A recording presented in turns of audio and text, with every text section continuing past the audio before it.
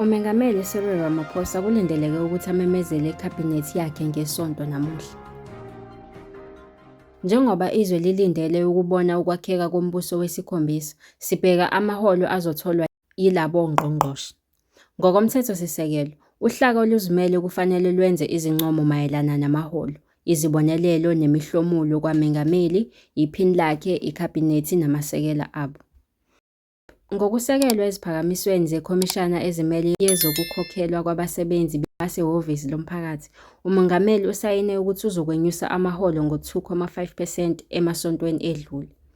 Ngonyaka wezimali we-2024-2025, umholo wesekela umongameli ungaphansi kuka-R3,165,000 ngonyaka, usuka cishe ku-R3,080,000. UMengameli uthola ngaphezulu kuka-R4 million ngonyaka.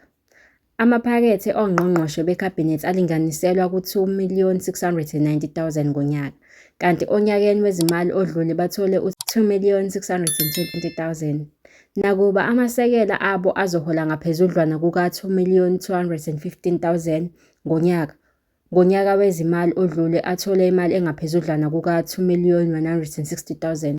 Amaholo amalunga ePhalamende asemumva kakhulu njengoba izinga eliphezulu lihola elisondele ku-R3.2 million lisuka kwabangaphansi kancane kuka-R3.1 million ngonyaka, kanti ilungu lePhalamende elisezingeni elingaphansi lizothola imali ecela ku-R1,275,000 phambilini belingu-R1,243,000 ngonyaka.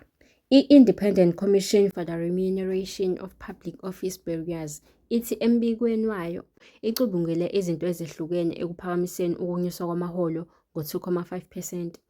Isazi sezomnotho ku-Efficient Group uDawir Rhodes uthi amaholo ekhabhinethi yaseNingizimu Afrika alingana namanye amazwe emhlabeni, nokho uthi lawo mazwe anongqongqoshe abambalwa kunathi. Lezi zindaba ubuzifundelwa uNothi kaMaphumulo.